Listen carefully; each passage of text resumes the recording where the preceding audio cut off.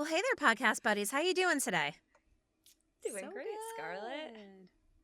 How about you? I I'm emotionally bereft after this episode. God damn it, Right? season 4, you're killing me. Yeah. Yeah, that's how I am. How are you? Good. I know you had both mentioned that you were that this was an emotionally taxing episode for you. I'm going to assume that that's because of the strong motherhood plot that's running throughout this, because I didn't have nearly as much of an emotional response. I loved this episode. I thought it was fantastic, but I wasn't like crushed or devastated. I watching it nearly as much as you. Maybe I'm just getting cold and cynical again. Maybe the nihilist Roxy is back. I wouldn't say I was crushed or devastated. I was definitely emotionally bereft. It hit me in all the spots. Like, not devastated spots, but like it was just really so we had said in the last in Chicago part 2 that the reunion of Moira and June was not what I wanted when June's in the middle of searching for Janine, and it's just the timing was just not what I was hoping for a reunion. But this episode was everything I didn't know I wanted in a Moira June reunion. Like, it was just, it felt right. It felt like everything that we've kind of been talking about, how they're feeling, all the different things that they're processing. And then the entire situation, like, I mean, I don't know how many times this show is gonna like dangle her getting out and then like squash it. Like when I wrap my head around the fact that Moira couldn't just take her and leave, like that crushed me. So that was definitely like devastating. But then from there, it was just, I mean, yeah, I guess there was a lot of devastating too with everything when June just, reiterating what we've always said is the truth. She stayed for one reason. She got tunnel visioned on Hannah.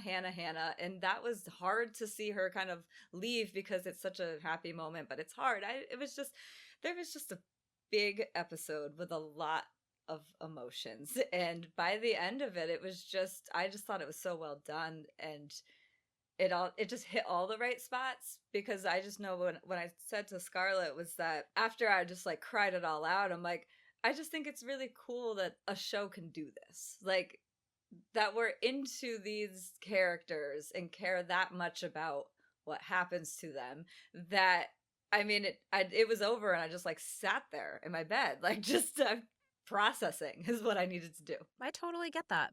It wasn't just the motherhood stuff, although that did hit a nerve because I understand why she didn't leave. I can't imagine what it must be like to know that you have to give up looking for your child and leaving her to a really uncertain and terrifying future in a terrible place. That's an awful, awful thing.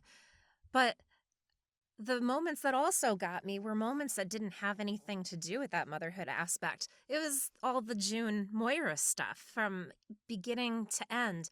That struggle, I was all about it. I was all about everything that Moira was going through here, like in relation to all the feelings that she's got going on, because she's got her June back. And she was so close to losing her again. Like, it just, there was so much.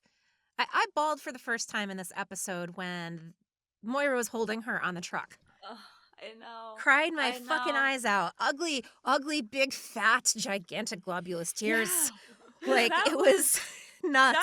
That was that moment was so cathartic to me. Yeah. Because I feel like we've been saying it over and over again for these last couple episodes of just how much June has to show up for everyone else day in and day out, and it is wearing on her. She has no one to go to, no one to hold her, no one to look after her. In that moment, for Moira to be that person, and she finally just kind of gets to let her guard down and just be transported. She's hurt. Like, there's not much she can do anymore, and it just felt so good. And it sobbing, absolutely. Just through the rest of the episode, I just really let myself just go with this episode. Like, normally I try to like pull it together and like focus on what's happening, and this time I was like, nope, I'm just really gonna let myself sink into it. Yeah. Yeah, it was absolutely an episode to do that. Now, I'm with you guys as well that like Moira was what really emotionally drove me here, because it was wonderful getting to see June finally be able to like take that breath and be able to let her guard down, let her walls down, and just crumple, which is what she's needed to do. And we've just like we talked about in the last few episodes, she's at the she's constantly having to look out for other people, and she's not offered that reprieve. Um, Moira, I mean, Samira Wiley just acted this brilliantly as always. She's so fucking tremendous, but like that release, first off, that like the panic and like the relief when she sees her, and then immediately understanding that June is in duress and in shock, and switching to that role, and then when June finally realizes that it is her Moira, and that like that wave of relief and the release that she allows herself, that was for an emotional highlight for me as well. I mean, God, it's just it was so wonderful to get to see this played out in such an authentic way. I mean, I know that like I'm pretty sure, Marjorie, you had said in the last episode that you wanted it to be like them slow motion running towards each other and like sunshine and rainbows, and we're just not going to get that. And I love how this is just so much more authentic for what it really would be like if they were reunited in a war zone.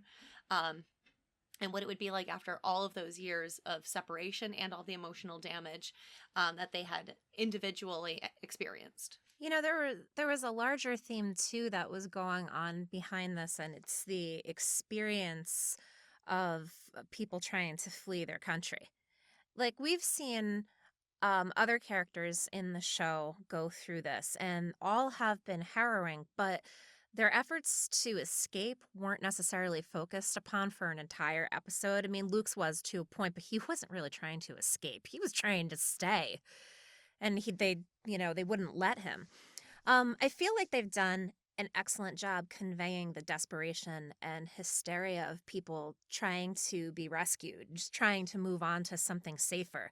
Like, if you consider the plight of those who cross our borders every day, as well as people who trekked into Europe, like all over the place, mostly from Syria, like in 2016, like in Gilead, as elsewhere, all these things have happened before again and again and again.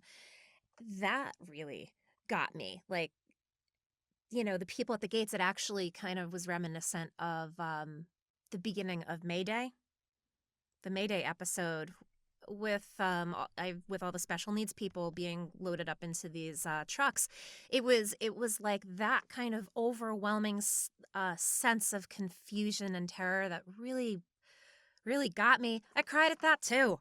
Fuck, man. I had to go get a roll of toilet paper and bring it back to the sound room with me so I could watch this goddamn episode. It was insane. You know what? One thing that I don't know if it really surprised me, but it might surprise you. I absolutely love the Luke June reunion. Like that being that end scene, like I don't even think I watched what happens after in that episode for like maybe my 2-second watches. I still missed it because at that point I'm just done. I'm a mess. I'm a ball on my bed. Like I don't even think I watched her step onto Canadian soil the first 2 times. But I loved that, like specifically that scene. Like that just felt so real to me. Like that was exactly how I feel their relationship. From what we've seen of their relationship, I feel like that is exactly the response they would give each other. It's that weird hesitation, but they were so familiar. But I will get into that scene when we get there. I concur. No surprises here.